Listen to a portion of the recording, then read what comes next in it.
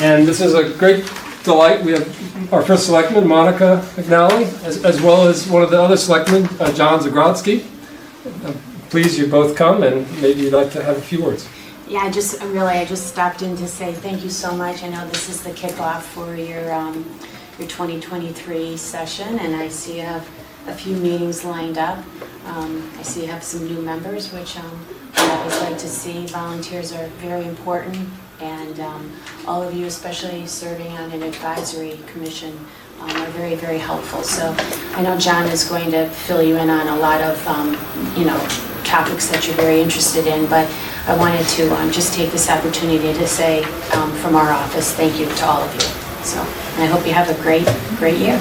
Okay? Thank you. Thanks for coming. Thank you very much. Appreciate it.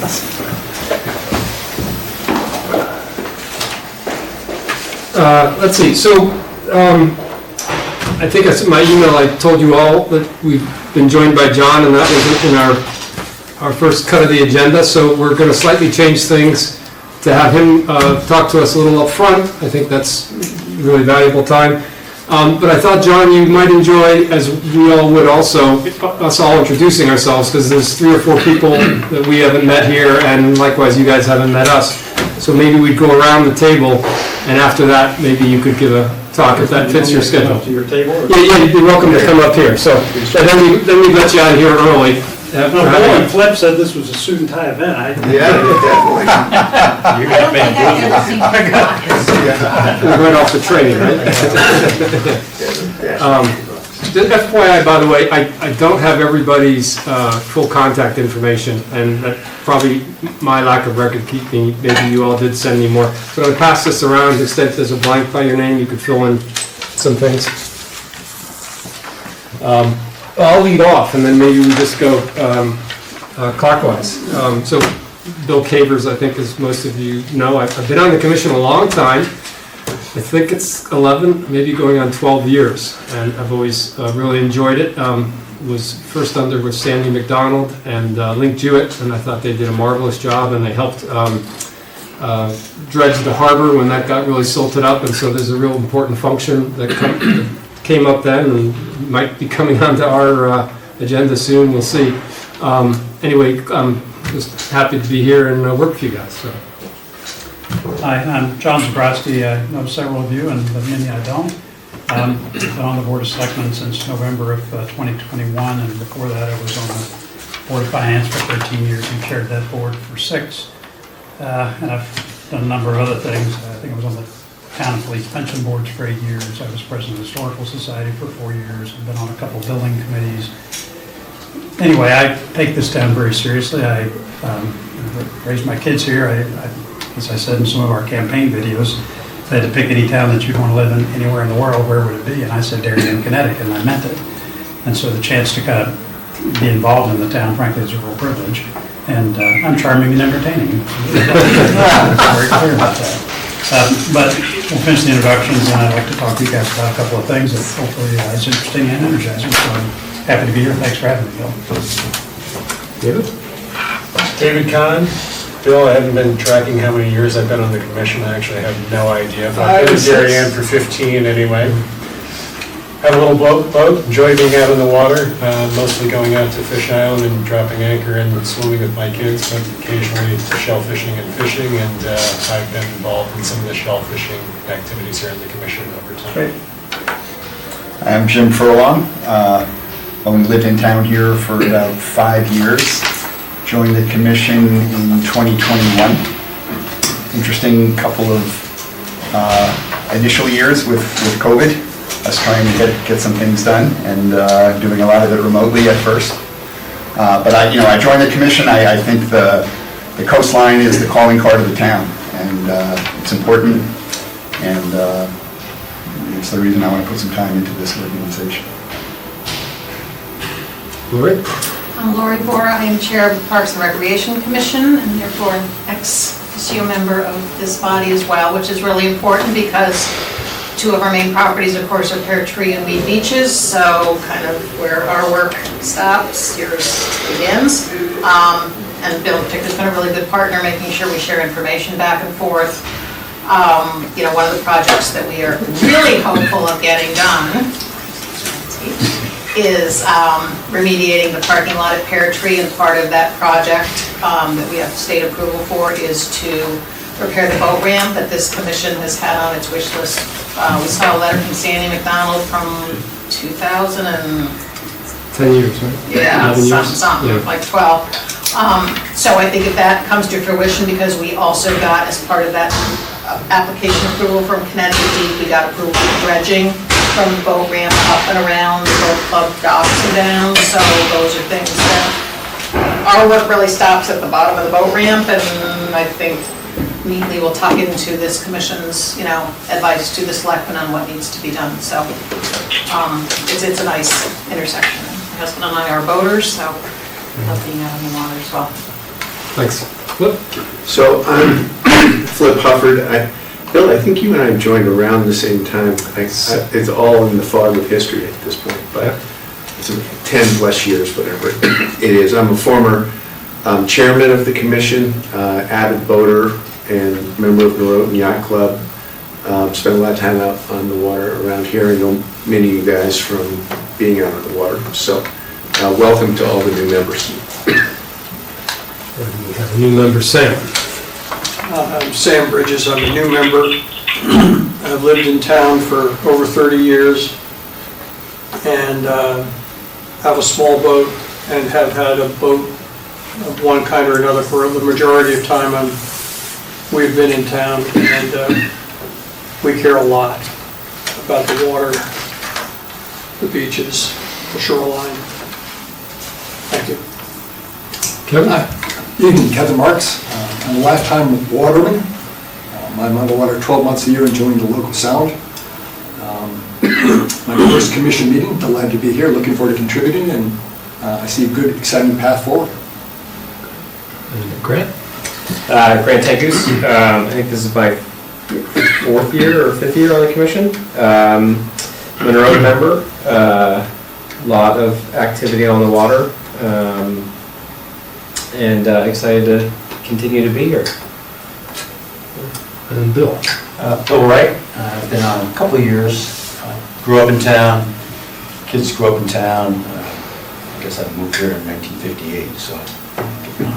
I spent my whole time on the water. Kid down in Pear Tree, had a rowboat. Off we went. My parents didn't even know where we were, the usual. So I'm still tied into loving the sound and trying to do what we can in the town. I'm on the EPC as well, and I was telling them I also volunteer the track coach up at Darien High, just to get my roots back into Darien High School again. So it's a lot of different diversions in return. And I'll add you nicely, our Holly Pond representative. That doesn't have an official slot. That is true. I do have a special interest in that area. And we have another new member, Rob. Rob Roberto. I've lived in town 37 plus years now. Just retired recently and have decided one of the things I want to do is get back to the town that's been so great for our family. So this is one way to do it, and I'll figure a few other ways to give back, and I'm giving back more with my church, which is St. Luke's, and then I'm very involved with Future 5, which is a nonprofit in Stamford for high school youth, and so that's what I'm trying to do, which is give back. And I grew up in Rhode Island, very close to the water, and I've been on the water since I was a kid. Thanks. And John Keena, you're ex officio on the commission via being harbor master. Yeah. My name is John Keena. I'm the harbor master. I'm just about to complete my first year of a 3-year term as harbor master. I've lived in Darien for over 50 years. Been boating since I was a month old. I just love the water, and that's why one of the reasons I wanted to do this job was to make Darien as delightful for boating as I can, for everyone. And I know we're joined by a member of the public, Rolf Oben, and Rolf has a great interest in the water, is interested in water quality matters, and so thank you for coming, appreciate it. My pleasure. John, I'll give the floor to you then, talking about the various things underway in the town. I guess there's three things I'll talk about and try to be concise. First one is just the Great Island Project and the Great Island Advisory Commission that the Board of Selectmen has just set up. Second thing I'll talk about is the Board of Selectmen's interface with this commission, which this is a very important commission, and that interface is something that I think we could rejuvenate and sort of reinvigorate. And then the third thing is just some shout out and a little bit of discussion about John's work as the harbor master, and I want to talk about some of the changes that I know he's working on and what we want to hear as the Board of Selectmen and all of that. So I'll start with Great Island. It changes everything. There's no acquisition like this in the history of the town. There's nothing that large that could be a potential transformative asset to the town. It puts us on the map in so many different ways that it's hard to even list out right now. We just don't know exactly how this is going to impact the town, but it's going to be very exciting. One of the most important things is to get it right, and it's not just getting the right answer, it's getting the right involvement from the community. We have to be able to represent that we're being transparent and open about this, which we will, but we also need to hear a lot of voices, and we need to do it in an organized way. There are few things worse than a committee of 1,000, as I think I can speak for everyone here at this table. You don't want that.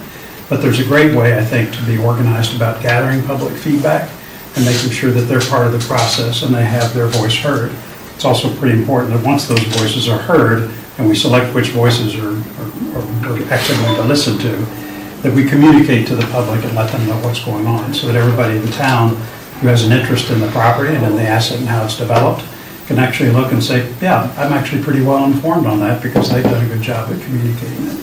So I think that's one of the key objectives of this commission, is to make sure that we do not just a good job at that, but a great job at that. So the Board of Selectmen announced the formation of this at our last meeting. We're going to have 9 members on that commission. 4 of them are going to be selected from the general public, and then the rest are going to be town officials, a couple of selectmen, somebody from the RTM, Parks and Rec, Board of Finance. I think if you build that out, we'll have these 9 individuals. Our charter is going to evolve over time, but it's going to start with what I would describe as basic readiness. Okay, so we need to come in and make sure that the public can have access to the property, and that access is safe. So there are obviously roads that lead into Great Island right now, but there really aren't things like sanitary facilities, and there's a few other projects that we need to undertake before we can say this is open to the public and people can come there.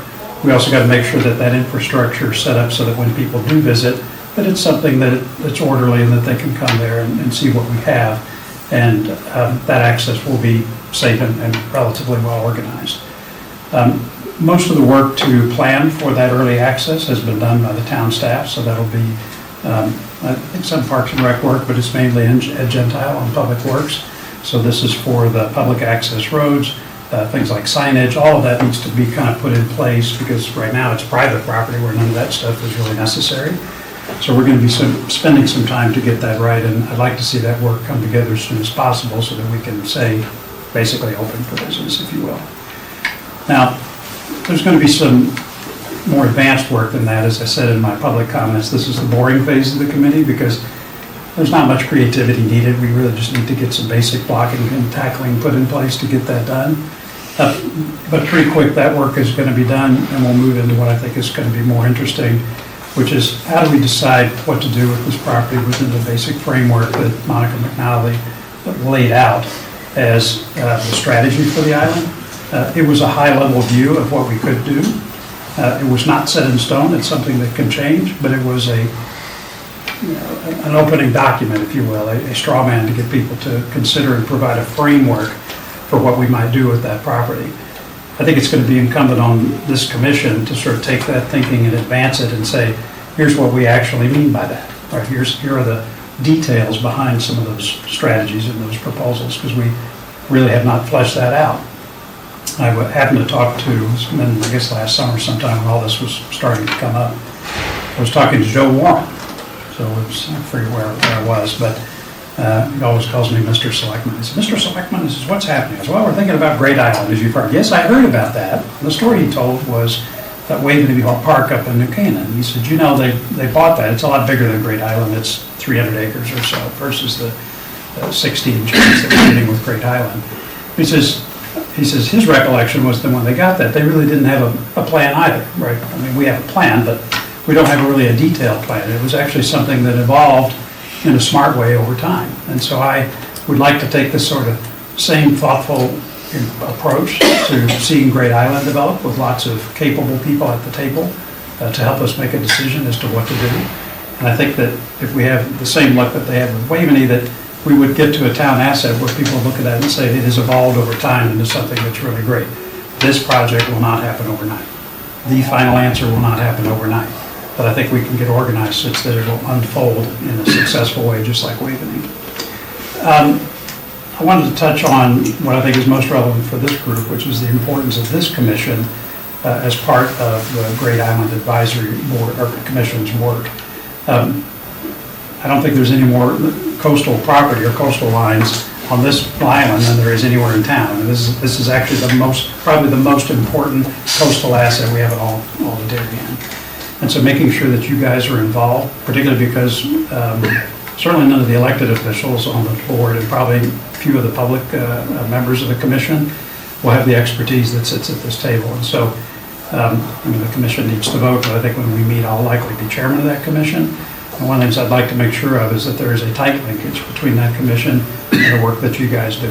And in fact, anything that comes up in terms of our work, either in the first phase or later on, that touches water, I want to make sure you guys not only are aware of it, but frankly, we will likely hand it over to this commission because you guys are going to be in a better position to advise us as to how to think about that than really anybody on our commission itself. So that's kind of my commitment to this group. I think it's going to be very interesting because this is the first time we have such an enormous property that was all privately held before and not really managed by any kind of governmental entity to start to tackle that. To be honest, I don't really know what's there in terms of the coastal assets and the coastal features and what we should be doing about any of that. Nothing. And so there's going to have to be almost diagnostic is the right word, but a careful look at all that so that we can get a sense for what do we need to do about that. Parts of it is going to be preservation, but frankly, there's going to be some development too. And how does that actually fit into an overall strategy? It's going to be a lot more efficient for the Great Island Commission to rely on you guys to help us think about that. So it's going to entail creativity, right? Because you'll note that except for one or two mentions, the strategic plan, as I recall, doesn't really have a point of view as to what we need to do at all with the coastal waters around that island. I don't know. So it's creativity about what we could do with that, and then smart execution of all that, right? So what assets do we need to put in place to make sure that whatever we decide collectively makes sense is executed in a way that gets us to a distinctive piece of property that I think we all want. And then finally, going forward, this commission will have a lot to say just about the management and maintenance of all the coastal assets that are part of Great Island. So I think it's a very long-term project for all of you to be involved in, and one where, quite frankly, we don't have a lot of answers, if any. And I think I very much rely on you folks to provide us with perspectives as to how to handle all that. Now, before I go into a couple other things, anybody have any questions or comments, reactions to any of that? I think that's a great idea. Okay. What's your target time frame for general public access? I'll have to talk to Ed about that. There is a real desire to do that quickly. Great Island closes, I think, the first week in May, and as soon as that happens, there will be a bell that goes off and a mad dash to sort of start that. I mean, we won't do it foolishly, or overly rushed. But I'd like to get access certainly over the summer so that people could start to explore that in a way that's managed, right? During the summer season. And if we don't get access until the fall and then it's winter, and that's going to be no fun either. I'd like to see it done fairly quickly, but I've not talked to Ed about just how quickly some of that sort of very first phase, which I think is basically roads, signs, and facilities. I mean, that's really the basic stuff that you need. I think that would be relatively quick, though. I just want to mimic Flip. I think that sounds great. That there's a lot of thoughtful consideration on what to do, and that live with it a little bit how it is and enjoy it and think what the town needs before you kind of rush into something. Waveney is a great example. It's a beautiful park. Towns Point's a beautiful park.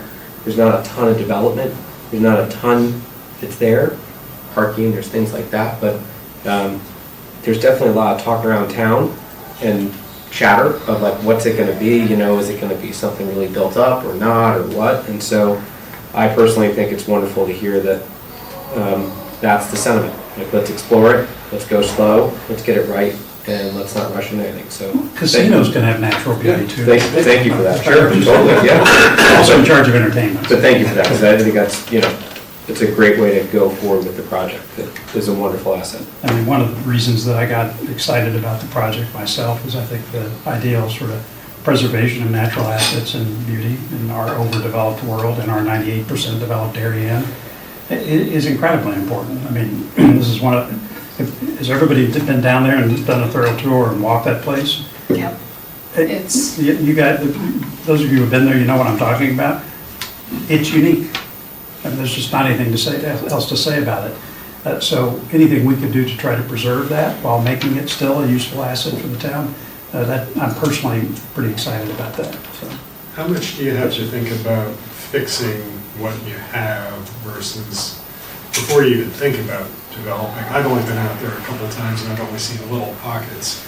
I was struck by the level of deferred maintenance that exists there across a lot of the facilities. Yeah, I mean, it's some of the smaller structures. The old house was built, John, you would know this, was that thing built early 20th century? That would be a question for my wife, not me. Yeah, Sarah. it was early 1900s. Yeah, early 1900s. I don't think anybody's lived in it for more than 20 years, or back to early 2000s. Well, it's been closed since before the turn of the century. Yeah, that's right. And so I've been down to the house and it looks the part, right? So it's got a lot of problems. So in terms of the public going into that place, I don't think we want that. I think this really is going to be access to the physical property itself. Some of those buildings and facilities, I frankly would cordon off. I don't want anybody going in there simply because it hasn't been checked or anything like that. So to your point, that's going to take a little bit longer to sort out. I think the idea for the old mansion was to create a facility where there could be entertainment, weddings, conferences, that kind of thing. There's a lot of work to do that. That's definitely kind of into phase 2 before we can get our minds around what makes sense about that. There needs to be a thorough assessment of the property itself to make sure that it's structurally sound and that you could actually accommodate activities like that. I don't know. We'll have to check that. Those are good questions. What else? Are you? Okay. I will tell you that one question I'm asked a lot is whether the Great Island property will become a dedicated park. My answer is usually that's something that has to be considered carefully because there's, notable ramifications to doing so, but I know there are many people who want to understand that, they're concerned, they're like, another administration could come in and turn around and sell it if it's not dedicated. As a general theme, what I would not want to do publicly is to rule anything in or out on anything, right? So how it's going to be used, what we're doing with all these buildings, how it's all going to be purposed, all that. Because the minute I start to talk about this, well, you said that we were definitely going to do X or definitely not going to do Y.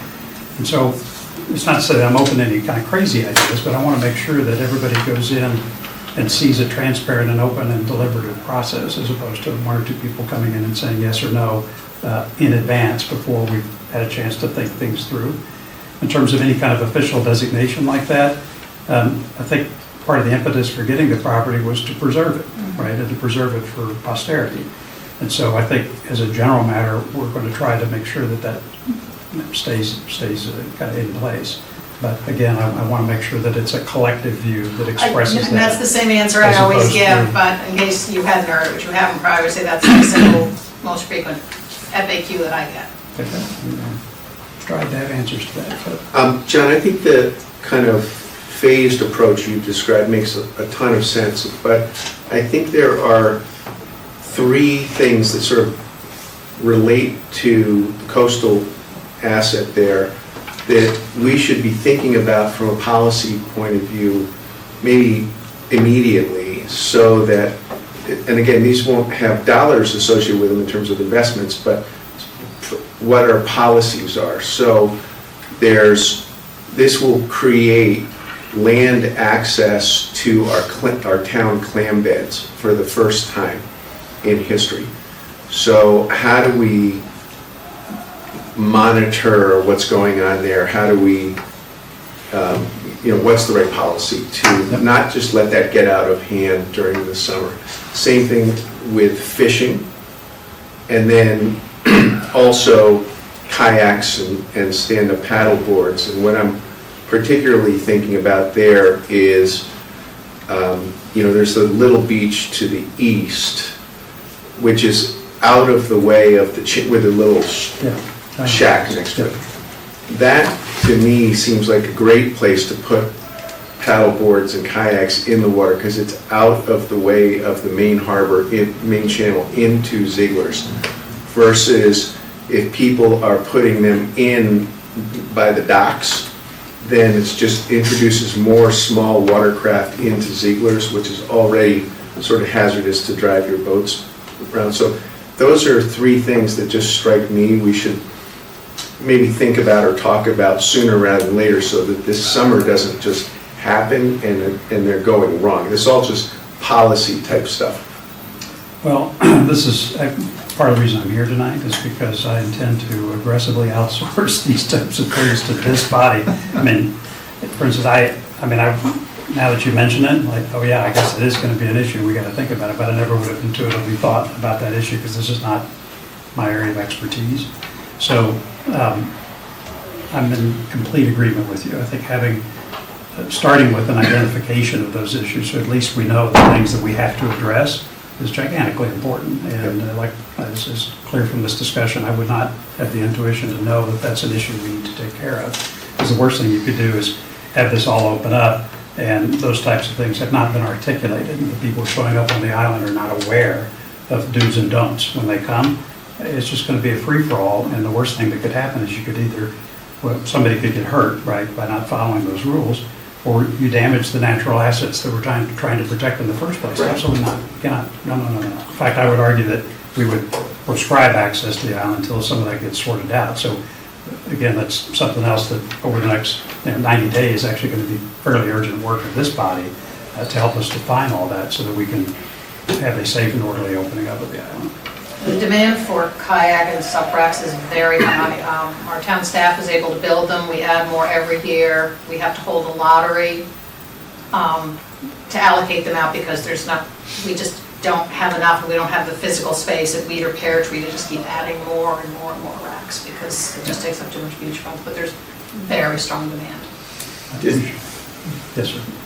Does it envision that, similar to Weed or Pear Tree, that it's open and closed with a gate or a guard, kind of dusk to dawn kind of thing, or I think we're going to want to understand? We're already having a lot of problems with vandalism.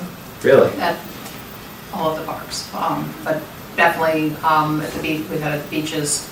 We had a new flagpole go in. It was vandalized within the first 24 hours. Crazy. Yeah, Pear Tree, not as much, but there you can't really close it off. But especially at Weed, we're having a lot of problems with. We assumed the teenagers sneaking in and partying after hours, building bonfires, hundreds of beer cans left that the staff has to pick up, pizza boxes. So that's going to be a big issue. Is getting that thing closed off and security, because we're having a real problem with it. There's more of that going on than you wish it were true, so it's a problem. Yeah. Anyway, we have to plan. There's a lot. Actually, the town staff will be able to help us with that. There's a lot of those types of things that we need to put in place to prevent that type of foolishness. So. Sure. What's the current thinking on access rights? Is this a town of Darien resident place? Is it anybody during open hours? Is it? Yeah, I think the access would probably be written the same as we have for the town beaches, is my guess. I don't really know how that might play out. It's such a different property. But as a starting point, I would say we wouldn't have access that would be any different from Pear Tree or Weed Beach. Which is what the town beaches is. All of our parks are public parks and open to anybody, and everybody is welcome.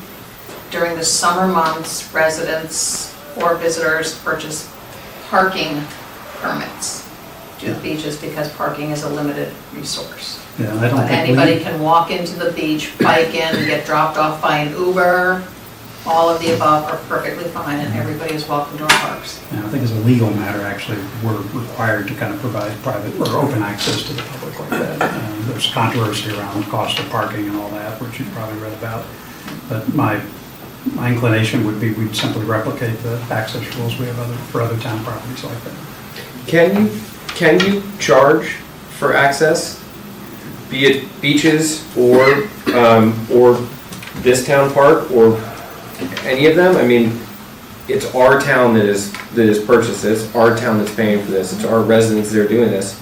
So if people are gonna walk in, if they have a driver's license that says Main Street, Darien, right? Then they're a resident, they walk in, right? But if you're a non-resident, can you charge, or are there restrictions that come with that otherwise? Well, by your question, can you walk in? I think, is your question probably meant to have access to it from a Darien resident? I think the walking in aspect is the parking that you tied to a moment ago. Yeah, We've used parking, because parking is used as a limiter of Yes, access, we charge for parking. as does Todd Points. They use it as You need a governor of sorts. To get in at Todd's point, you need an actual, like, a pass, like a piece of paper that says that is purchased or, to the best of my knowledge, that is purchased or acquired by a town resident. And to get in there, you need to present, I don't think Greenwich can limit anymore because there was a big lawsuit about that years ago. well, maybe it changed. Last summer, I know it was like that. I don't know. That But I think these are the issues. Well, we're not, we'll solve those Well, here. it's all that, what I- typically in Connecticut, public parks are just that, like many of you all go to and enjoy Waveney frequently, you know, New Canaan doesn't say, sorry, can't come in, this is a New Canaan park.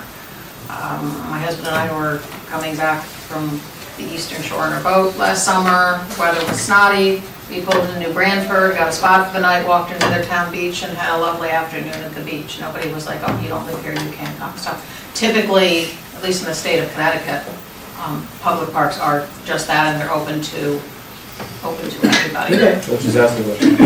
I think Lori's right about this, but what I want to do kind of early on in the commissions, for the coastal, or the Great Island Commission, is to make sure we log stuff like that, right? So if there's an issue or something like that, just like you guys are going to do with all the coastal issues, is let's just start with the panoply of things we got to decide and look at, right? As opposed to saying we got to go one way or the other on And we any particular should- topic. But you're right, Deborah. Excuse me, we should research and really understand, you know, Yeah. state guidance or law, et cetera. It's a magnet. It's a great asset. It's a magnet.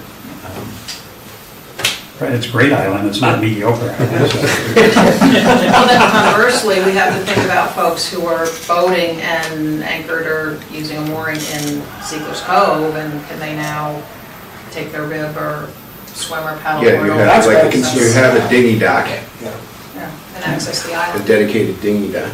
Yeah, we'll just let people put in their own moorings if they really want to do that. Oh, sorry. All right. But I think that's one of the chief issues in front of it, in the interim plan between acquisition through, you know, securing the roads so that people have access from the land. I think this is just going to be a swell of people from the water entering and accessing that land. Yeah, It's I would right from us. anticipate that every square inch of docks will be coated with dinghies this summer, unless we have some policy to the contrary, which I'm not sure is, I'm not suggesting that's the right policy, but. Well, but just for you guys to think about it, talk to your constituents, people who are particularly interested in all this, and you'll be able to come back to us and say, well, in a range of sort of policies that we could have, we think you should do this. And one of the things I've always believed about government is one of our big jobs, unfortunately, is to say no, right? But that's it. We just decide where we need to say no. And this body could help us be thoughtful about where to say no with regard to these waters. So, other questions on Great Island? Won't much of what happens there be controlled by the sort of how the moorings are just set up and decided, which, John, that's going to be your job, right? My understanding is there's transient moorings there? No, there are There's no not? transient moorings. Okay. Not now. You They operate you like could transient discuss that as a possibility down the road, but that's years off. And you guys are gonna have a lot, this is long-term employment, this commission, trust me, all this stuff has to be sorted. Yes, sir. So this is probably the one topic nobody wants to hear from Great Island, but one of our biggest problems in Darien, affordable housing, we're under a moratorium. Had anybody said, you know, this could resolve our planning and zoning issues if we stuck affordable housing there and took care of our 10%. Nobody wants it there, but that's one of our biggest pressing items right now. We're concerned about losing planning and zoning control. Well, a big part of affordable housing is to have it be convenient to the people who live there. And so That's a it good makes point. about Great Island if you've been down there. Yeah. It takes a little while to get down there. Yeah. There's not a ton of. That resolves that. Public transportation is kind of none of that stuff. That's why they talk about this notion of transit-oriented development, and why they've been talking about trying to make sure that to the extent denser housing is built, it's built around transit types for those individuals to get to their places of employment. And so I think just for that reason, that particular geography is less suitable to that kind of housing than others. Other questions? Yes, sir.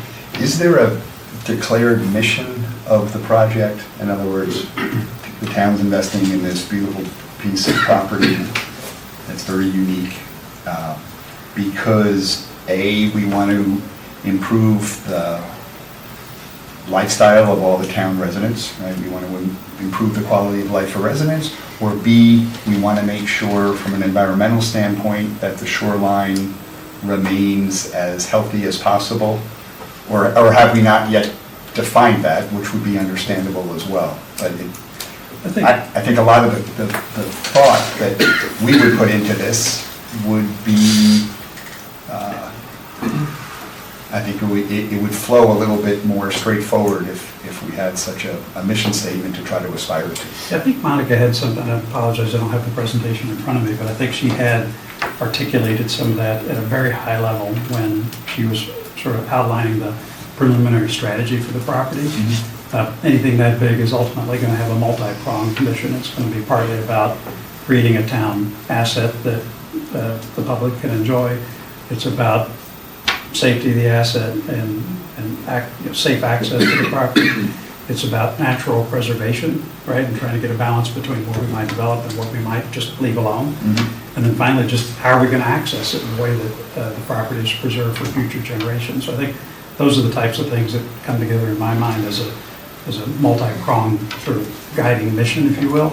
But frankly, I could see, for example, you guys helping us define sort of what the mission and even values, I would go so far as to say, for how we're going to treat the coastal part of this island.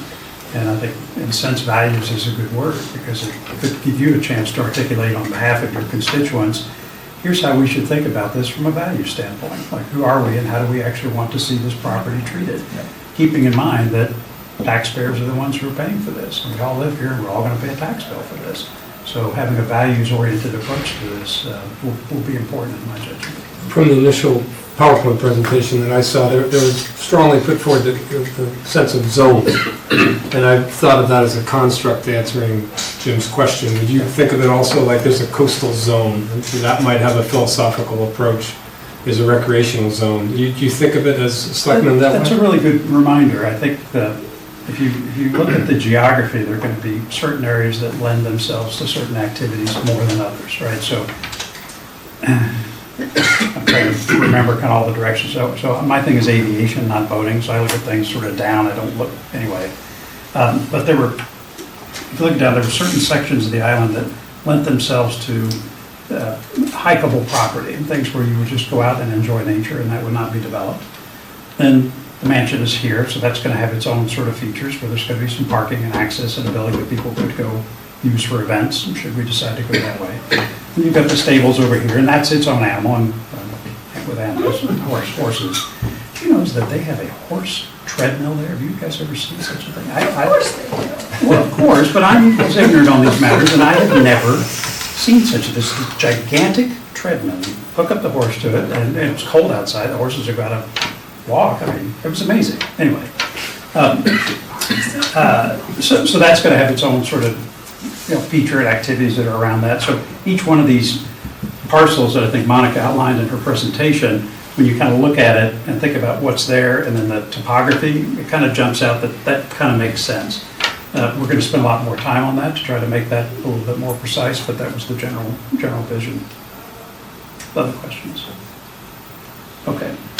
Second of the three topics, and I'll try to go through this, is that many of these commissions that are established by the Board of Selectmen are advisory commissions to the Board of Selectmen, and just talking to Flip when he and I met, it occurred to me that it's a good reminder that the Board of Selectmen should have a close linkage to you guys. Not that we're barking orders or any of that sort of thing, but we should be learning from you all, because the reason a commission is established to provide advice to the Board of Selectmen is because we don't know this stuff as well as you guys, and we can be a lot more effective as a board if you'll tell us how to think about certain things or provide your perspective and input.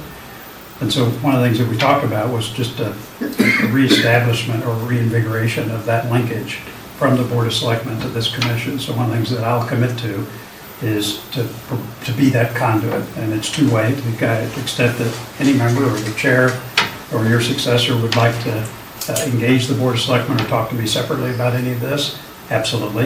To the extent that we have issues where we see we need some advice or some help, starting with the Great Island Commission, which is why I'm here, we'll come to you. But I want to make sure that there's a good two-way street there.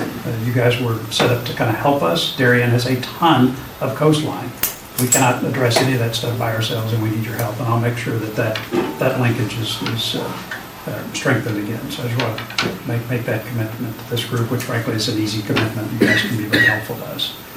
The last thing I wanted to mention is I've known John Kina for a long time, and he and I spent a lot of time talking about some of the work that he's doing in his first year as harbor master. I applaud a lot of that. I think, if not 100% of it, I think it's actually very important that if you're going to have a set of rules, that we, and maybe it takes some time, but we need to evolve to following all those rules, or if we don't like them, to think thoughtfully about the changes that we need to make to advance or improve on those. He's done a tremendous amount of work on all that. And one of the things that we talked about was refreshing some of these rules such that among the boating community, there's more clarity. One of the things you pointed out to me, John, is that the rules are pretty good, but there's some ambiguity. They could be reasonably interpreted in multiple ways depending on how you look at them. And I think that doesn't serve us well as a community. John's thought about how we could sharpen up some of that. And my initial thought was, well, he would just come to the Board of Selectmen, we'd have a discussion about it and all that. But again, as Flip has pointed out, and just in discussions with John, it would be much better if those recommendations are discussed here first, and that you all collectively sort through them all.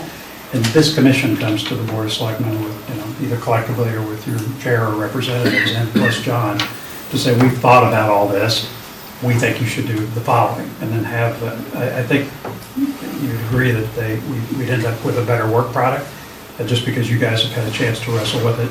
You all know a ton of people in this community, and so you'll be able to hear from them as you sort through it and try to help us make some decisions. So I'd encourage you guys to work with John to come up with something that you think makes sense. The minute you're ready, let's set up time with the Board of Selectmen. We meet twice a month, so that's easy. Come by and let us know what you want to do. And I think it'll be easy for us to approve, knowing that you all have collectively thought about it. So that's what I wanted to encourage you to do. But I guess in closing, to say, as Monica said, I'm really appreciative for everybody being part of this. It's super important. It's about to get a lot more important. So there's going to be a ton of stuff to do and a lot for you guys to get involved in. And I thank you in advance for the torture that I'm about to impose on you. John, thank you very much. It's great. It's inspiring. Thanks. Thank you, John. All right, thanks, guys. I appreciate it. Thanks, John. Okay, John.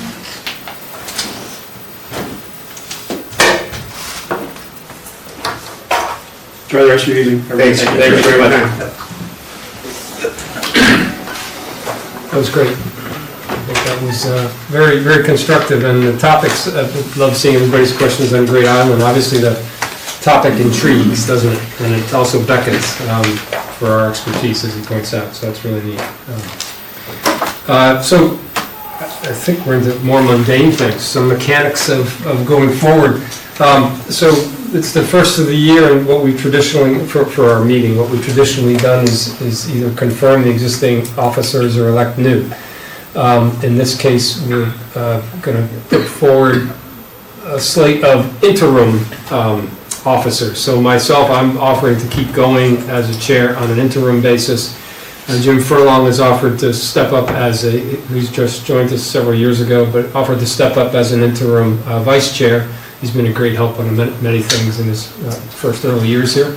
And so I'm going to open the floor up for nominations that might compete with us, you'd all be welcome to throw your hat in the ring or throw another slate in the ring. We do not have a clerk at the moment stepping up, and that does continue to be a gap. We can maybe meet it ad hoc as we go along. May mean I'm making selective calls to people prior to the next meeting. So I'll open the floor up for nominations. The first, though, being the slate of, on an interim basis, Jim and myself. And again, anyone else can put forward a name. Floor is open if people have some ideas. Well, I think that's great on an interim basis. I would encourage everybody on the commission who hasn't been chairman to consider it, even the new guys, because there's going to be a lot of experience that we can help you with, but I think a lot of these projects are new projects. So even if you're relatively new to the commission, if you're interested in putting the time in as the chairperson, I think you'd get a lot out of it, but I do think it is good to have the interim guys sit in those positions for a couple months so people start to get a sense of what's going on. But I would encourage everybody to consider themselves, don't take yourself out of the running just because you're relatively short tenure. I'll set some context here also. Prior to myself coming on the commission 11 or so years ago, it had been run by Sandy McDonald for, I think, upwards of 15 or 20 years. And he did a wonderful job. So, and every year he got, more entrenched and knowledgeable, and so that there was a natural continuation. When Flip and I came on as Flip chair, myself vice chair, and then we flipped that, sort of. He and I both shared the philosophy that there should be more turnover, that we think that's healthy. So I think the concept here with an interim is we would like to stay here as long as it takes for some of you to figure out that you would like to step up and not think of that as a forever death sentence, but a rotation of the leadership team, which is healthy. That might last, depending on how much you like it, 2 or 3 years. It could go forward. But and there's also the ability to get involved in put your toe in first, become clerk, and get involved in some setting of the agenda and some of the mechanics. And that's a way to identify yourself with the group and start to work up as his vice chairman. And then, the chair is going to be something that Flip and I and the others will help coach along here. We're not trying to, I'm interested in keeping on the commission as a commissioner, by the way. I'm not trying to get out in the next 3 or 4 meetings forever. So I'm looking forward to helping whoever wants to step up and take my place. But happy to put my name as on an interim basis, as is Jim. So if Is there a motion to approve that slate? Seconded? Okay, and the vote is all good? All good. Okay. Thank you in advance. Okay, and so Jim and I will continue on an interim basis, and I guess that's, not defined to see how it goes forward, but we look forward to conversations with any and all of you who want to step up your activities and march forward here. And I think, as you're seeing, it's a great time to sort of get us on a new footing. So to the extent that we're talking more with the Board of Selectmen on these issues, this is the time to step up and start doing that, and it creates a new foundation. So this is a perfect changeover, and we need to be here to help on the transition. So anyway, exciting stuff. Thank you. The only other thing I had on my agenda was really our proposed 2023 tasks, and we're getting at some of these a little late since we canceled our February meeting, and March was always a non-scheduled meeting. But you've got this one-pager in front of you, and I guess I just thought we'd use the remaining time, which is plenty of time, but we don't have to go longer than necessary, to just talk a little about these. And maybe at the first, we might take harbor moorings off that discussion, since perhaps that's going to evolve a little more. John, how you'd like to engage with us on some of these things? Maybe that's the best way to exploit that. Yeah, it's always been my intention to engage with it. In fact, I've met with Flip on a few occasions. I've actually shared some of my ideas up with him. And much of that comes from challenges and pushback that I've had in the harbor feedback from the people who manage to tackle both Norotan Yacht Club's operations as well as Norm Edwards' operations. Because, we have 5-6 harbors, and they're all a little different. And one of the things that's very ambiguous in our town ordinances is it doesn't address those differences. And I'm not really proposing any real major changes. It's really just the documentation of how it's always been handled in the past by previous harbor masters. But I'll leave it at that. But I'm actually looking forward to the input of others. I want people to read it, understand it, challenge it, make me think more, make everybody think more about how we can tighten up the rules and regs for our harbors. Is there a document for us to look at to help you? Yeah, I've started one. I've sort of just come up with a list of ideas. Some of it I want to be ordinances, and some of it I want to be added to. There's a harbor masters page on the town website. Some of them are just sort of instructional, helps people understand how things work, because I've had hundreds of conversations in the past year with people about how it works, and there's a lot that people don't understand. A case in point, one wait list in Darien is Norotan Bay. And when you looked at the Norotan Bay wait list to begin with, there was like 45 people on it. And when you look at the Does people, everybody know where Norotan Bay is? Because this is one of the confusing things to begin with. That's Norotan Bay is over in front of Weed Beach. Yep.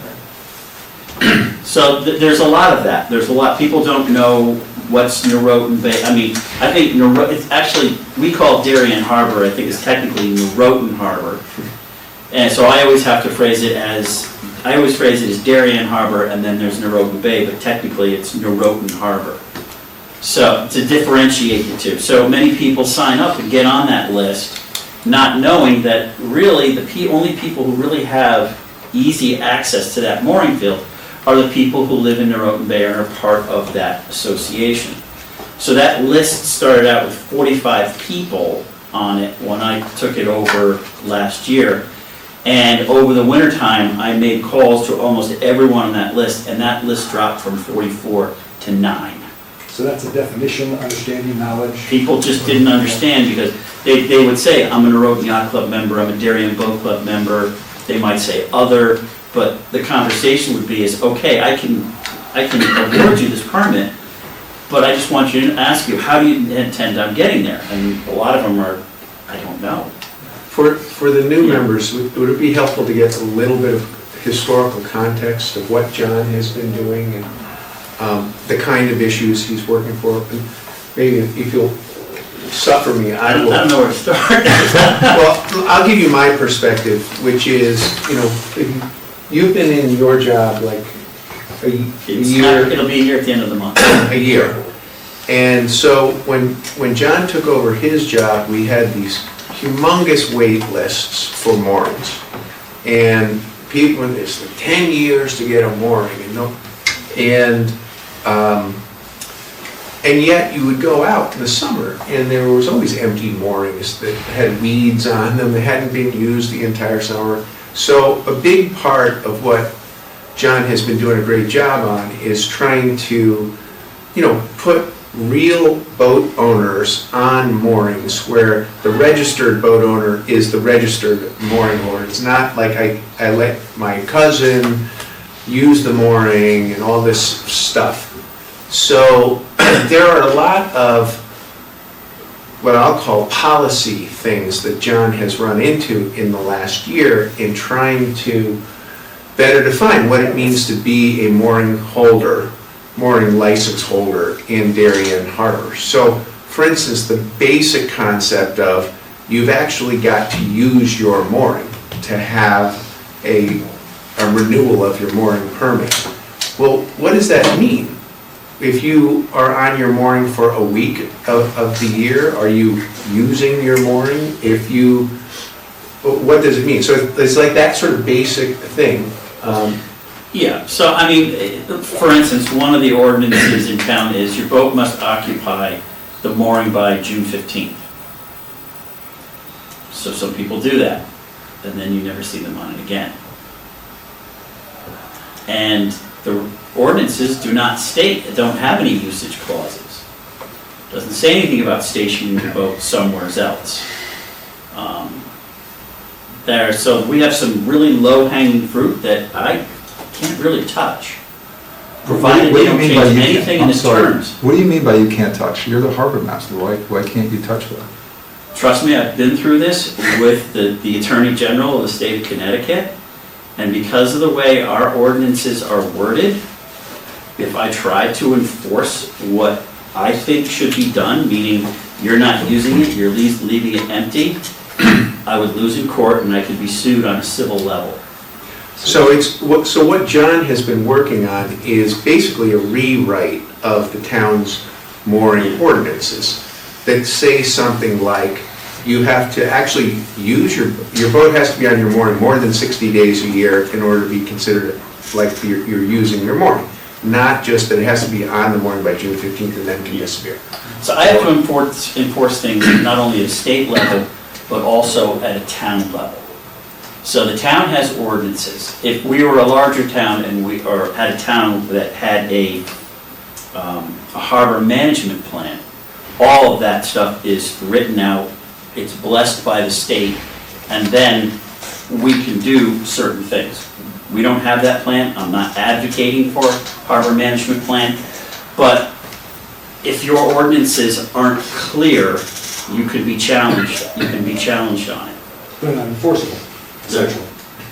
The way some of the ordinances are written, they're really not unenforceable. Another ambiguous one. We talk about rafting up, no more than 3 boats on a mooring. Well, I think we all know in this room what that means. We're talking about Ziegler's Cove, we're talking about Scott's Cove.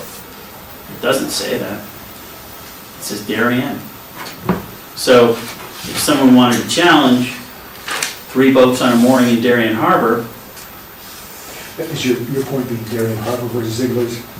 it just says 3 boats So on those a are mooring. It examples doesn't of- say any specific So it's just, harbor. there's lots of things where it's vague, where it would be better to be specific. Right.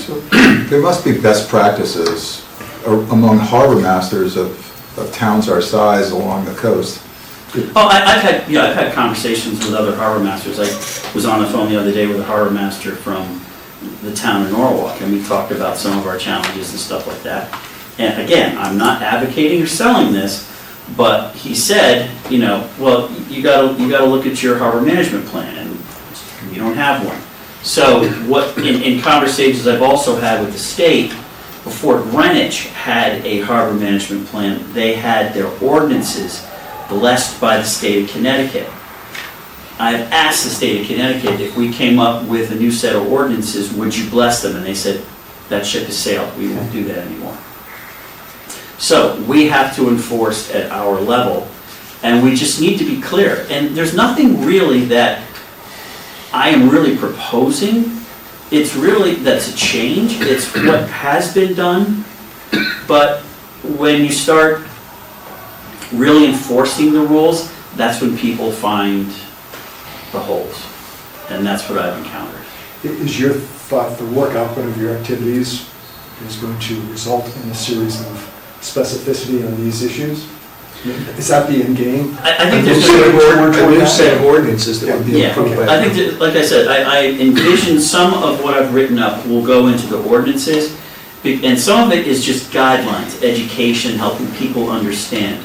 One of the things that I'm enforcing this year, because I can, is I'm asking people to provide their state of Connecticut registration. And that helps me tremendously, really figuring out who's on what mooring. Because I'm finding people who shouldn't be on moorings, or they don't have boats anymore. The whole number of things that have opened up as just a matter of fact of asking for that piece of paper. So, So tell the new member, can I just ask you, so you work in conjunction with us, even though you're a state employee, you're part of the state, so just, can you explain that a little more clearly? I'm a state of Connecticut harbor master. Right. My area of responsibility is Darien harbors and waters. Now, if you look at our ordinances, it actually maps out what are considered the harbors, but there's also Darien waters. So like Darien Harbor is Darien Harbor out to so far on Long Neck Point, and there's actually verbiage in the ordinances that say where it begins, where it ends. And where it's not, where specifically, even though it's Darien waters, there are areas that are harbors and not harbors. And I've also come across, there's some nuances associated with that also, with one town citizen that I came across. I think that could be adjusted now in light of Great Island. Does that change the context of that water line? Well, see, it needs to be, I mean, ordinances, what I found out, and I did not know when I took this position, is that it's actually my responsibility to recommend to the selectmen on an annual basis any ordinances that need updating. I didn't know that when I took the job, but I had already embarked on doing that. So I was happy to hear, okay, I'm supposed to be doing that. So these, I'm sorry, what was the question? You talked about roles, responsibilities. But the authority is that It's a Darien town of Darien, the Darien Town Harbor Master, who is a Connecticut State employee and is delegated powers by the state of Connecticut. John has the authority to issue mooring permits, retract mooring permits, all set. So that's the main job, but it's not the main job, is it? That is the main job of the harbor master. I think. And to enforce the ordinances associated with the town. Yeah, but they're all most of the ordinances have to do with moorings, so. Yeah, my job, just so you understand, my job, I'm only allowed to permit moorings for recreational vessels for private citizens. So for instance, if you want to do a transient mooring, that has to be permitted at the state level. Center channel buoys, rock buoys, 5-mile-an-hour buoys, those are permitted by the state of Connecticut. Day markers, the cans and nuns, those are under the control of the Coast Guard. Docks is another arm and docks and piers is another arm of DEEP. So there's many players in the harbor. I'm only one of many. I just happen to be the most visible. And you could be our point person, I mean, I put a dock in, so I went through that whole process. So we here collectively have almost nothing to do with docks, at least historically. We're still trying to figure out if we can have some say about docks or if we even want to have some say about docks. But at least historically, docks are permitted by DEEP, kind of period. They'll take input from the general public. They sometimes will send us notices and we can at least comment, but they are really kind of autonomous in the regulation of docks.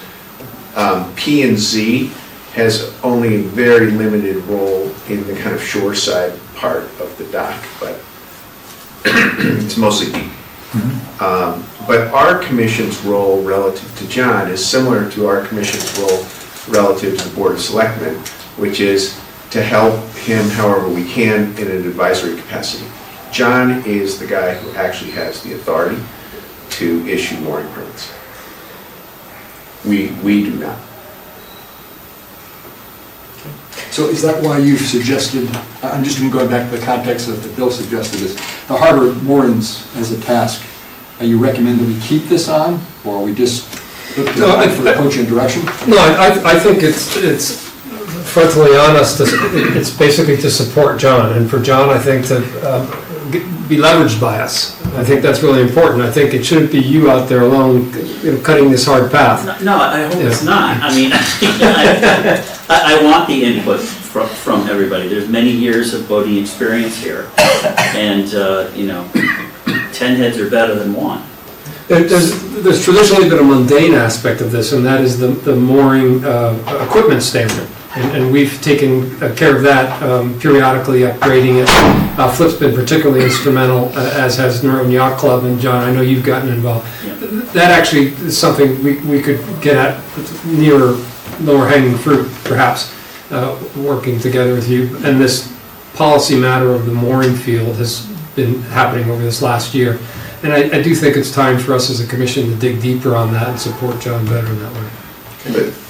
But the timing on the ordinance changes, you presumably would like to have some of those new ordinances in place by the summer, right? Yeah, I would. I don't know what the vehicle is and how quickly that vehicle moves to get that sort of done. I don't know how many committees it needs to sit before.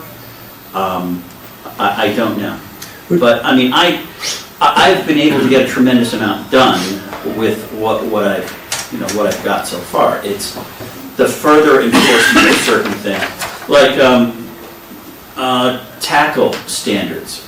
We don't need to change anything to that. We can collectively come up, and I've talked with Flip about it, and Scott at the Northern Yacht Club. I've spoken with Norm Edwards over at Rowayton Yacht Club, because he tends to manage more of the Scotts Cove and Ziegler's Cove area.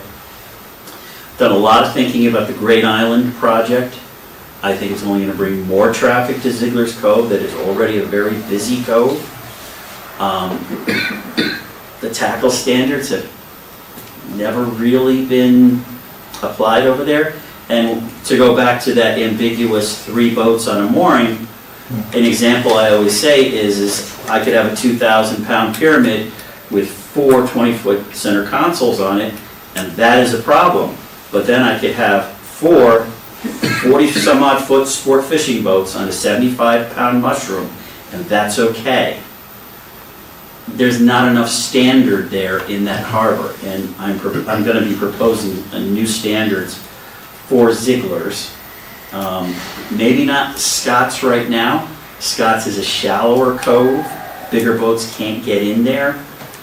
May not have to go to a big standard change in there. Something that can be explored, but I think the focus should be on Ziegler's, knowing that things are changing there and the traffic is only going to increase. And if we start talking about dinghy docks and landings and everything like that, it's only going to get busier in there.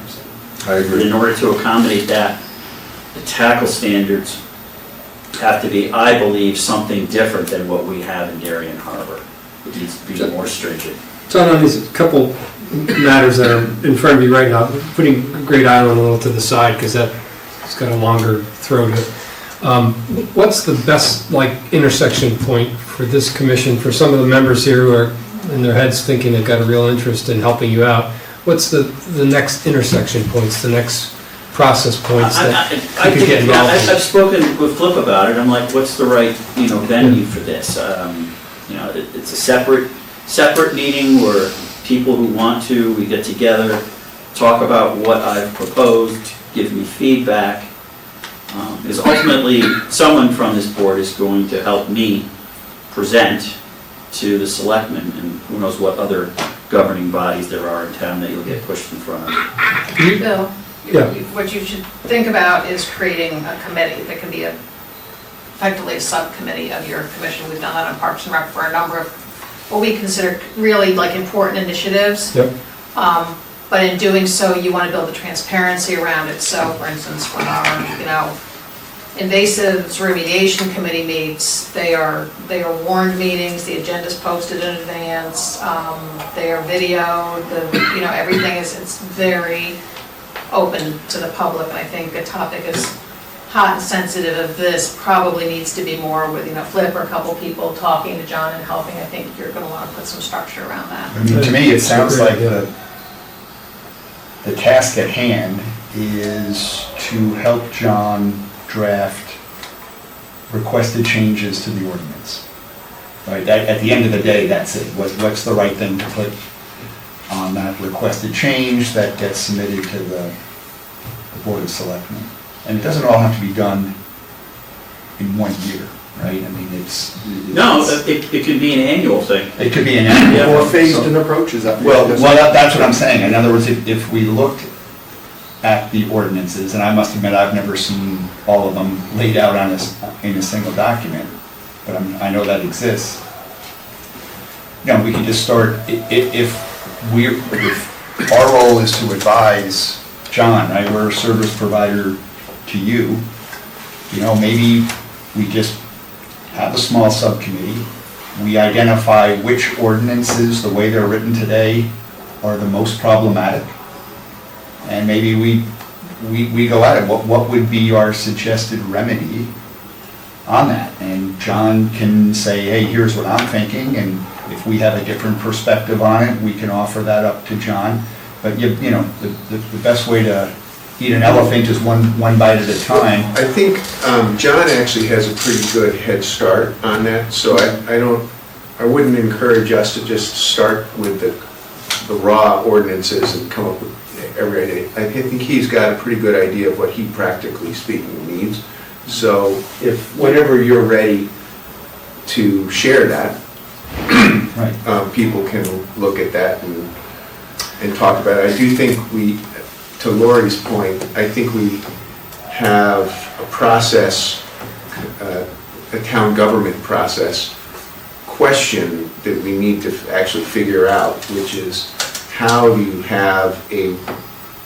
is it best to structure what I'll call loosely a working group on this point, you know, where you're doing, you know, and clearly there's the down in the dirt sausage making, and then there's like talking about it and, you know, trying to think about it from a policy point of view. Ordinances have to be approved by the RTM. So Going through all of the steps, again, Yeah. you really need to be doing it in public meetings that are accessible. You're going to be wanting to have a meeting where you're taking public comment, where people can come in and, I mean, it's a hot topic. You've got to be, based on my personal experience, and trust me, you can get very beaten up on some of these things. If somebody in the community decides that you haven't been transparent enough, something like this, you're going to make sure that all the steps along the way are visible. So these are great ideas, and I really fall behind it. Can I suggest the following, that, so we've had this concept of like task forces before. This is similar, but this is going to get a little more integrated with the processes of government and FOIA here. So can I suggest that if there are several individuals who are interested in joining such subcommittee, that you reach out to me and I can understand what gathering of people we have. To date, it's been heavily flipped, taking on mooring activities, and you probably want to continue, or maybe you don't, but you can probably help people get up to speed. So if you first identify yourselves with emails to me, we can then gather a group. And John, could you think of a way that this group then would get up, this subcommittee would get up to speed on some of the steps you've taken to date? Sure. And maybe you can think of a little bit of the process? I mean, this isn't volumes of Right. writing. It's literally just 2 pages. And probably only half of it, maybe not even quite half of it, is actually ordinance change or ordinance update. Most of these aren't even changes, they're just updates and clarifications. Yeah. We've actually, much of what I'm doing has always been the practice, but it's never been documented. If people could have some desktop material to get up to speed, and then maybe if you might think of some process steps where you could meet, or rather, in your mind, what are the process steps to execute? And you might think how this committee might link into those, and then we all could sit down and meet and talk about all that? Sure. Would that be? Yeah, sure. I mean, looking for a way we don't burden you, but support you and get this thing going more easily for you, and in this transparent process. So maybe we can do all that within the next, in terms of identifying process steps and a committee in the next couple of weeks, and I'll link people together by email. That'd be great. Everybody happy with that, and we'll move on to another item. So exciting thing tomorrow, 11 a.m. If you are inclined to go out on a small skiff, aluminum skiff, which is loaded to the gills of electronic equipment for studying bathymetry, and I'm not sure I'm even pronouncing that right. Coastline Consulting will be down at Darien Boat Club dock at 11 a.m. And they're working independently. They're doing our, what would be every 3-year, although we had a lapse during the pandemic, so it's now a 5-year interval we're on right now. Depth survey of our harbor channel. And that has, some important elements about being able to predict where we're going with the fill rate, although we haven't seen a clean trend because storms subsequently scour things, so it's been sort of difficult to glean trends. But it's interesting to go down there. They'll stop their activities for about 20 minutes or half an hour, allow 2 or 3 of us on the boat, and just do some sweeps and show you what the equipment's about and what they're discovering so far. I've done it a couple times. Tim is the main guy. I'm forgetting his last name at the moment. He loves to explain the equipment and what he's finding and can talk about fill rates and what he's seen from our past charts. It's a fun thing. So I think, John, I know you can't make it. I'm sorry I can't. I really would like to. I'm in the same camp. It'd be fun hooky, but I have to do other things. So there are about 3 spots open. If one of you'd like to go down, I should let Tim know who's coming. So before this evening's over, or first thing in the morning, let me know and I'll shoot an email off to him. But otherwise, 11 a.m., Darien Boat Club dock, look for an aluminum, high-tech thing. And then, by the way, we get back a chart which has all the depths. And John, this is, prime and center for you to sit down with us and look at things and see if there should be something taken care of. And we've never had any spot dredging. The Pear Tree Point launch has brought that into question more on the couple parts of the Darien Boat Club docks. And I think that at the moment is the biggest worry, that some of the spot dredging might really need to be done now, but there's also been some sandbars that have developed over time. It's an interesting exercise. When is the last time the harbor was dredged, the main channel? I think that's Like 2018. Yeah. It wasn't that long ago. It was when No, we had started maybe in 2010, something like that. That's right. Trying to have a triennial formal survey of the channel depths so that we had a scientific database of was the channel getting shallower, deeper, or whatever. Because, anecdotally, some guy goes out and has a couple cocktails, he wanders off the side of the channel, he touches the bottom with his keel, he's like, oh, the channel's. So we were trying to develop a scientific database. So we've done it, this will be now like the 4th time. 4th time, yeah. Will they go, this tomorrow, are they going out into the Darien Channel as well, or just by the boat club? No, I go all the way out the channel. Oh, okay. Let's do the boat club also, it's all part. I don't know how far, it's not all the way out, it's till it stops being shallow. No, it's Pretty far out. It's out as far as the channel is cut, so it goes right out to the nun and the 2 green cans, yeah. Okay. Yeah. So this will be the 4th, survey done by the same guys, done by the same technique. So they're apples to apples comparable. This happens to be 5 years. To your thing. Which may be the interval we want to do in the future. I don't know if 3 years is, maybe it's been too often. We haven't seen that much change in 3 years, so. But And what's the end game? Is to have the data or to take action on the data? Probably have one than the other. First to have the data, because we didn't feel like we could go to the Board of Selectmen and make a recommendation that you needed to dredge the channel without actually having the data say it's getting shallower. And so if we were to find that the channel has gotten too shallow, then it would be to go through, gear up the huge cumbersome process that would be involved with emphasis, yeah, you can't raise the money in a second. And it's gotten much more hard. difficult and much more expensive Yeah. since the last time it was dredged. Yet we found recently that at least 3 harbors in the state of Connecticut have been received state funding. Yeah. Those are Commercial. for commercial harbors, Yeah. not, and unfortunately Darien is not a commercial harbor, so we But you sent on an interesting LinkedIn email. We've been alerted to that for like the last year. There may be an interesting avenue to explore there. There's a lot of funds going around for infrastructure, and to take an expansive view rather than restrictive is smart. So I encourage you to look more into it. That's what I'm saying, commercial, A couple commercial boats. yes, commercial vessels. Do we Which is have a like the guide- Coast Guard twice a year. do we have a guideline on what's too shallow? I mean, is it, No, I mean, no, It- 6 feet. I mean, I think it was dredged to 8 to minimum 9 8 feet Yeah. last time. I mean, it depends on the boat, right? So Blue Flame used to get caught on some mud going in and out. That, I don't know what she drew. She's a big boat, 6 or 7 feet. I don't know. More, yeah, probably 8, Yeah. 8 or 9. But that's the example of the work that committee would focus on. Is that the context of this? There's not necessarily a committee. So I got the contract up and running 2 months ago with these guys, and some more background. This is a bill, costs $4,500 to do this when these guys go out, and it's split. Darien Boat Club 1,500, Northern Yacht Club 1,500, and the town puts up 1,500. And so that's us being funded again this year. I just did it myself. This would be something any one of you take on as a personal project. We're looking for you guys to have an interest in something and take initiative in these projects. That's why I'm sort of laying them out here. But this is a relatively minor, in terms of workload, minor project compared to some of the other ones.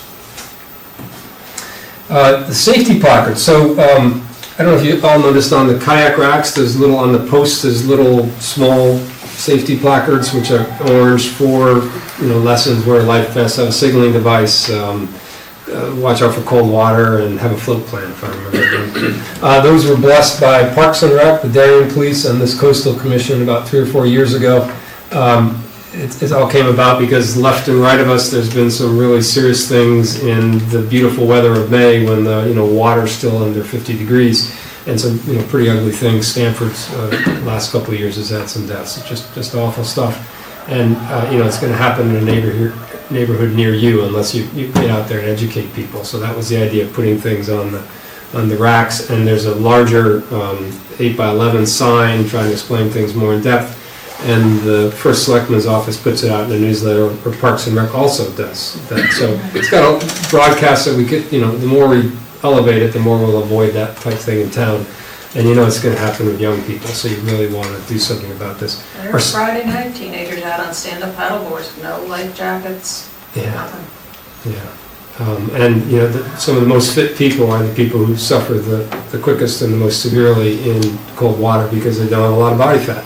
Isn't it a law that you have to have a life jacket on a paddleboard, right? And wear it? Kayaks, paddleboards. Kayaks, snowboards, yeah. It's a Can't remember the dates exactly. Darwinian law.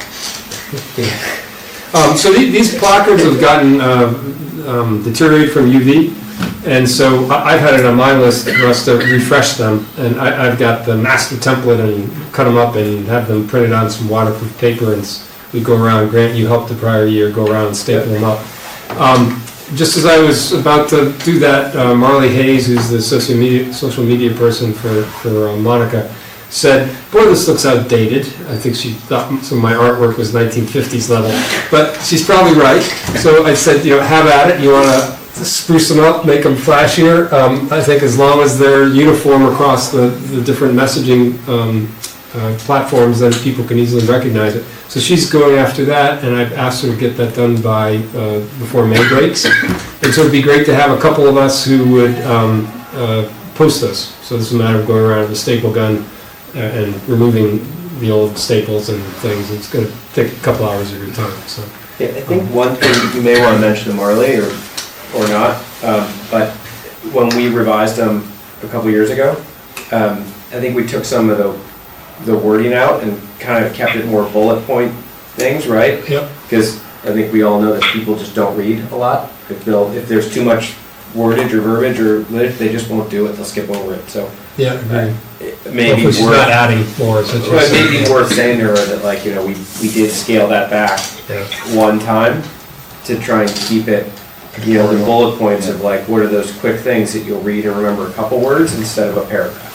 My guess is she's going after the graphics. think that's how she's thinking. Your was pretty good, but don't beat yourself up, The chief of police also, is the chief? Yeah, he chimed in and saying, keep the message the same Okay, on the email. cool. So, Sorry, covered that. so that should stay the same. When you get those printed up, we could use probably 2 of them for the road, Okay. for the kayak racks and the road. Yeah, I was gonna ask, is it just public, or is it, Three. so Tokenique has it, I think Salem Straits has a rack, there's a number of places where there are racks. So, let's see, Norton Yacht Club took some in the past, maybe that great flip you guys were, and then it's just been town. I would welcome them to go farther. Yeah, Norwood Bay took them also. That's right, okay, yeah. No, I I mean, put them up at the bay. this is like an issue that won't happen often, but when it happens, it's so tragic, you don't even want to Exactly. even think about it. So preventative is the whole thing. I tell you what, when the new version come out, I'll send them around. You guys have some comments, the graphics, the messaging, whatever, we can talk about it. But I do think we should get something out, early May. Arguably, we should already be doing it now, but there's something there, it's just faded. So, water quality testing. So on any of these, by the way, reach out to me if you've got an interest, and so I could start to set us in motion on some of these.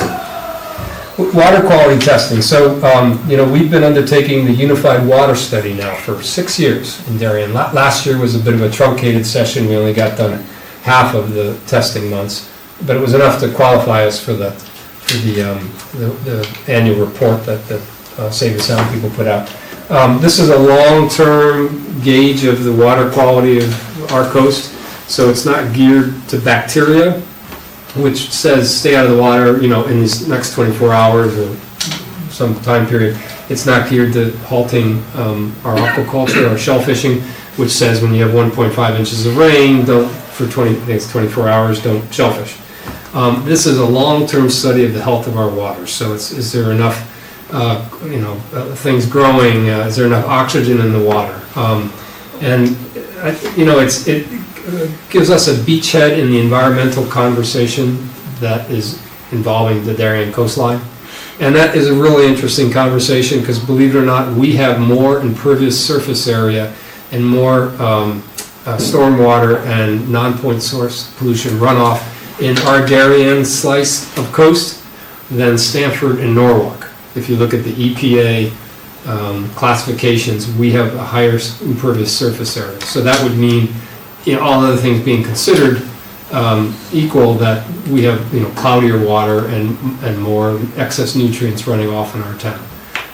That doesn't necessarily bear out in the grades we've been getting compared to Norwalk and Stamford, but it says that this is maybe a more sensitive area. So I personally think the environmental mission of this commission is hugely important, and the water quality testing is a little bit of a longer term approach.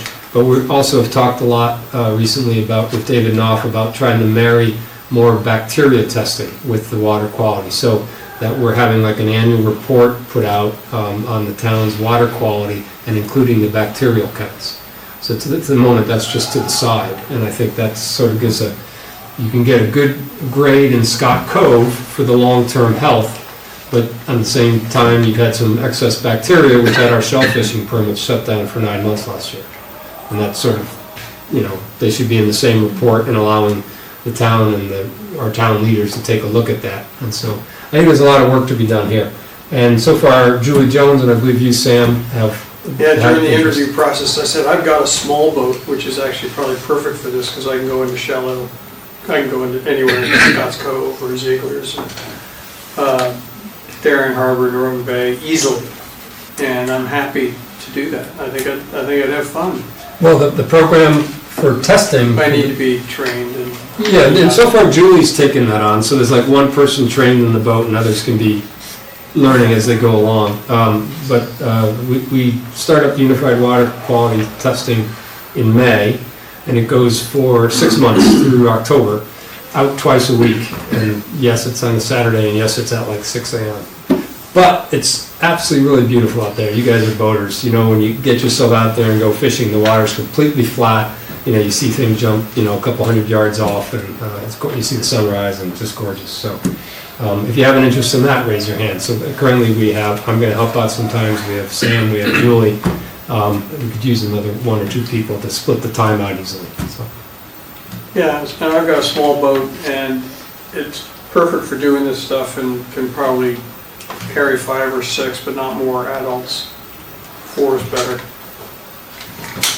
We're at 9, so I'm going to run through these next 3 things pretty quickly so we can adjourn. We've had some great debris cleanup days. David's been great in helping organize those. And we've had, I don't know if some of you have seen the photos, we had Monica down last year. Was it 310 pounds, 305? It was a large number. We had a lot of big boards that helped put the weight limit over. But there was a bunch of stuff. If you look at those pictures, it'd be nice to do 2 or 3 of those this year. And I think it's, again, more low-hanging fruit. It's a way to get out several hours in the morning, get a photo op, get some residents to help us. It's the type of thing that builds spirit, I think, for the coastal water. So There's definitely a need for it in the saltgrass right north of the boat club. There is both a Opti and a big folded up piece of Tyvek house wrap that are sitting in the mud or on the saltgrass that would really be nice to get gone. yeah, I pulled the Opti up so we won't keep wandering around. Yeah. Yeah, that's bugging me. Anyway. So we can, if someone wants to go out, I can bring a trailer or something. There's far more garbage out there than you can see from driving down the road. And to your point, when you get out there and you start looking around in the grass, it is filthy. Mini bottles as far as the eye can see. Until it got worse. You just don't have a sense for it until you're walking around in the mud. So.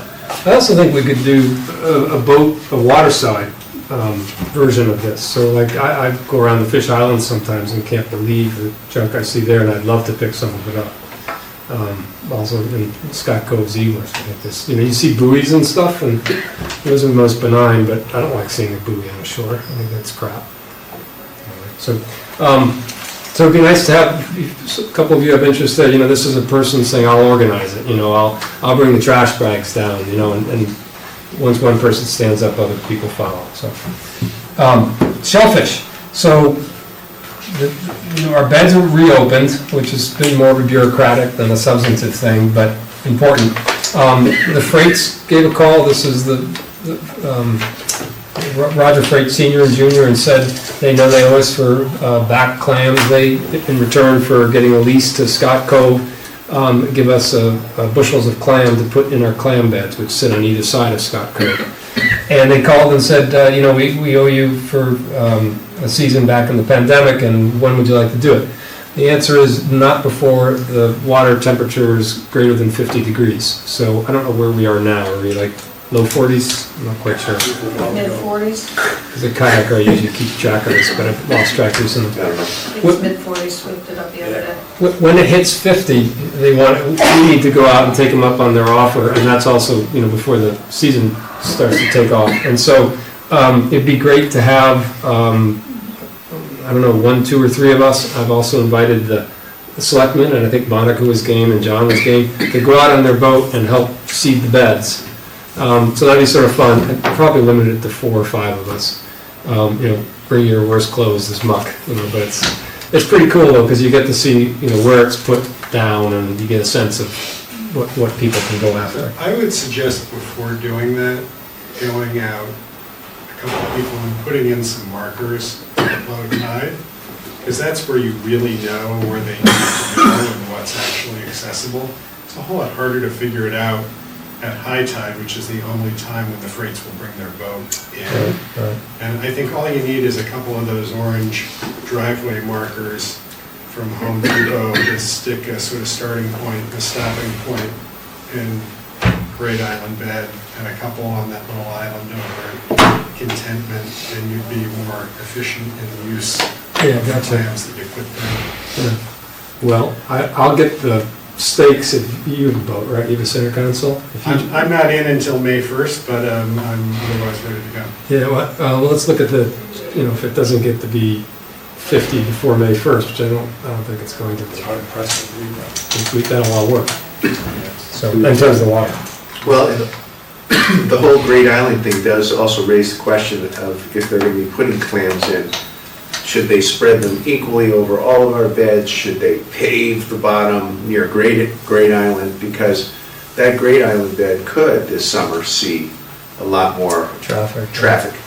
Yeah. You know, the other thing on that point is, I've never gone into the seasonally owned, not seasonally owned, seasonally open part in Ziegler's Cove. My presumption is pretty weedy in there when I've gone swimming around with kids Pretty before. deep. But there will be part of that Ziegler's Cove area that is seasonally open to shell fishing that will be accessible by land. Yeah. And is it worth, someone ought to at least go in there and say, it's worth putting clams in there or not, since it will be accessible. I mean, I think when it was only boat accessible, you'd have to be pretty hardy to want to go in there. And I don't think we should ever encourage people to clam in Ziegler's, even if it's seasonally open. There's just too much. Where's that bed? What? Where's that bed in Ziegler's? I don't know. I thought it was all of Ziegler's was seasonally open in the winter. If you look, you can just pull it up on the Darien Town website. The orange areas that don't have lines through them are seasonally open. And they're closed in the summer, presuming that there's some sewage that gets introduced into the water and you wouldn't want to be consuming anything that came out of there. But that will be accessible by land, whether people like it or not, I guess. Yeah, the fishing thing is going to be, because Yeah, that's interesting. guys are going to want to go fishing there all night long. Yeah. Walk in. Well, so if someone has interest on the shellfish, we've got a task coming up.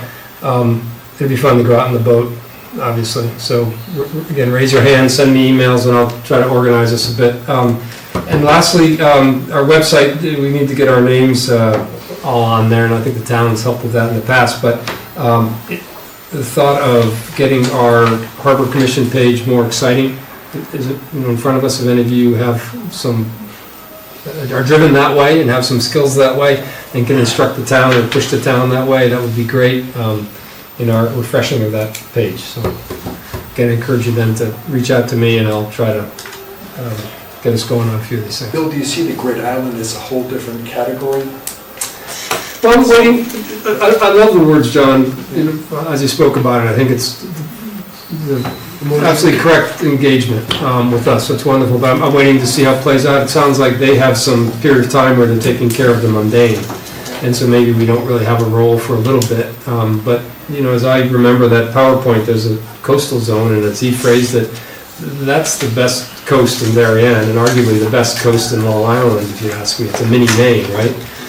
So I see our mandate there is very strong, and I think as this conversation showed, we don't need to wait for them to engage us. But when those things are starting to look like they're being contemplated, we need to be engaging them also. But Bill, I would suggest that we actually accelerate that. And again, I'm not talking about like, should we build new docks? Should we, anything with like dollars attached to it? But I do think thinking through what the coastal issues are, being able to lay those out and then give some recommendations, like before Memorial Day, would be good, because things like walk-in clamming, walk-in fishing, dinghy docks, paddle boards, where those get launched. Unfortunately, one of the things we cannot address is swimming in Ziegler's, which that is just a disaster. Somebody's going to get run over one of these days. But we should, I don't think there are that many issues. That may be all the issues. I'm sure there's some more. But I would encourage all of us to go down. I think you can go down there right now and walk around, but certainly after it closes on May 1. I requested a tour for us. That is yet, they got involved in their closing, but maybe we should get a tour for the commission. It's really helpful to see. I've now toured it a couple times, but it's really helpful to see it firsthand. But I do think there are some issues that we should at least highlight the issues. They can, the town can decide whether they want to have a guard post out front or not or whatever, but highlight the issues. I do think the dinghies on the dock is gonna be, now, somebody mentioned that, and now that I think about it, that's gonna, right away, that's gonna be a big problem. Thing too for kayaks and paddleboards, like if you decide you're gonna put racks over there, right? Like, there are parts of the year where Ziegler's Cove is very busy, right? And there's a part where it's very busy, there's a lot of eyeballs.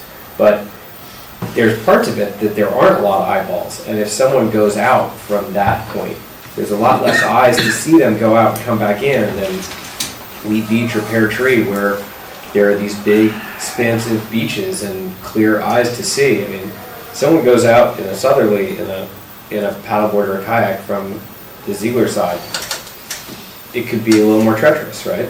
And It's conceivable that the positioning of the police boat may have need to have a different home.